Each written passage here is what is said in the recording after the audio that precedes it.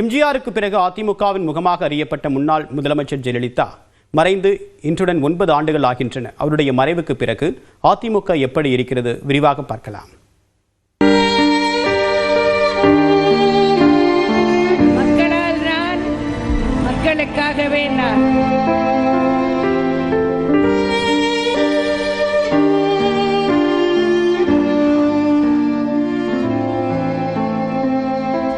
எம்ஜிஆருக்கு பிறகு எழுந்த தலைமை போட்டியில் பலரையும் பெண்ணுக்கு தள்ளி அதிமுகவின் முகமாக உருவெடுத்த ஜெயலலிதா தொண்டர்கள் மனதில் சிம்மாசனம் போட்டு வீற்றிருந்ததுடன் தமிழ்நாட்டில் முதலமைச்சர் பதவியை நீண்ட காலம் வகித்த தலைவர்களில் ஒருவராகவும் விளங்கினார்.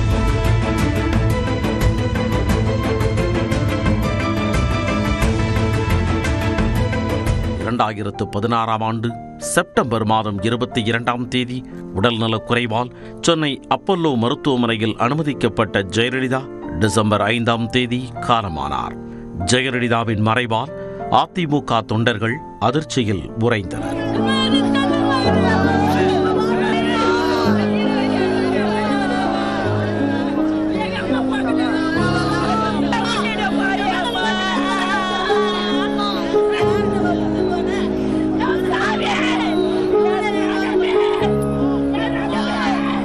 ஜெயலலிதா மரணமடைந்ததும் அவருடைய தோழி சசிகலா பொதுச் செயலாளராக தேர்வு செய்யப்பட்டார். அப்போது முதலமைச்சராக அமர வைக்கப்பட்டிருந்த ஓ பன்னீர்செல்வத்திற்கும் சசிகலாவிற்கும் இடையே பிணக்கு ஏற்பட்டது. இதனிடையே சொத்து குவிப்பு வழக்கில் சசிகலா சிறை செல்ல நேரிட எடப்பாடி பழனிசாமியை அடுத்த முதல்வராக தேர்வு செய்தார்.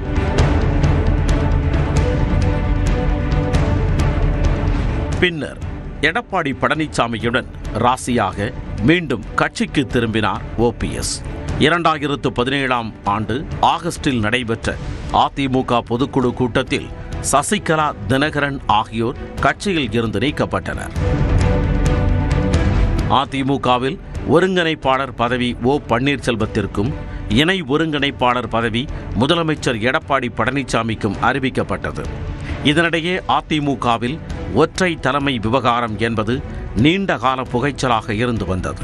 ஒருங்கிணைப்பாளர் ஓபிஎஸ், இணை ஒருங்கிணைப்பாளர் இபிஎஸ் தரப்பு இடையே பனிப்போர் தொடங்கியது. 2022ஆம் ஆண்டு நடைபெற்ற அதிமுக பொதுக்குழு கூட்டத்தில் ஓ பன்னீர்செல்வம் அதிமுகவில் இருந்து நீக்கப்பட்டார். ஓபிஎஸ் அவர்கள் நினைத்துக் கொண்டிருக்கின்றார், தனக்கு கிடைக்காத பதவி எவருக்கும் கிடைக்கக்கூடாது என்பதிலே குறிக்கோளாக இருக்கக்கூடியவர் தான் அதிமுக கட்சி இபிஎஸ் அணி, ஓபிஎஸ் அணி என்று சிதறி போனதாகவும் பாஜகவுக்கு அதிமுக கட்டுப்பட்டு விட்டதாகவும் திமுக உள்ளிட்ட கட்சிகள் விமர்சிக்க ஆரம்பித்தன. அதற்கு ஏற்றாற்போல அந்த கட்சியின் மூத்த தலைவர்கள் தங்களின் ஒவ்வொரு அரசியல் நகர்வுக்கும் டெல்லியையே நாடினர்.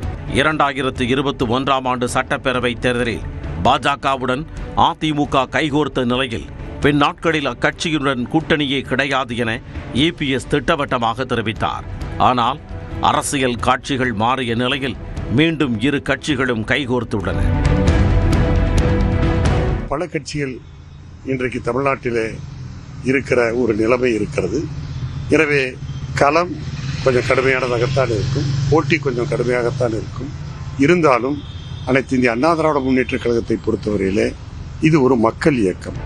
ஜெயலலிதாவின் மறைவிற்கு பிறகு 2019ஆம் ஆண்டு நாடாளுமன்ற தேர்தல், 2021ஆம் ஆண்டு சட்டப்பேரவை தேர்தல், உள்ளாட்சி தேர்தல், பல்வேறு இடைத்தேர்தல்கள், 2024 நாடாளுமன்ற தேர்தல் என அனைத்து தேர்தல்களிலும் சறுக்கலையை சந்தித்திருக்கிறது அதிமுக.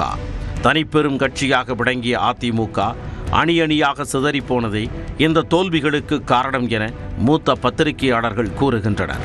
இன்றைக்கு கட்சியை பொதுச் செயலாளர் பொறுப்பேற்று வழிநடத்துகிற திரு எடப்பாடி பழனிசாமியினுடைய பிடிவாதத்தால் கட்சியின் முன்னணியினர் பலர் விலக்கி வைக்கப்பட்டிருக்கிறார்கள், விலகிச் சென்றிருக்கிறார்கள். இவர்கள் எல்லாம் ஒருங்கிணைந்து வலிமை மிக்க அதிமுக உருவாகி ஒரு வலுவான கூட்டணி ஏற்பட்டால்தான் புரட்சித் தலைவர் எம்ஜிஆர், செல்வி ஜெயலலிதா அவர்களுடைய அந்த எண்ணம், நோக்கம், திமுகவை அரசியல் களத்தில் வீழ்த்த வேண்டும், அந்த நோக்கமும் எண்ணமும் நிறைவேறும்.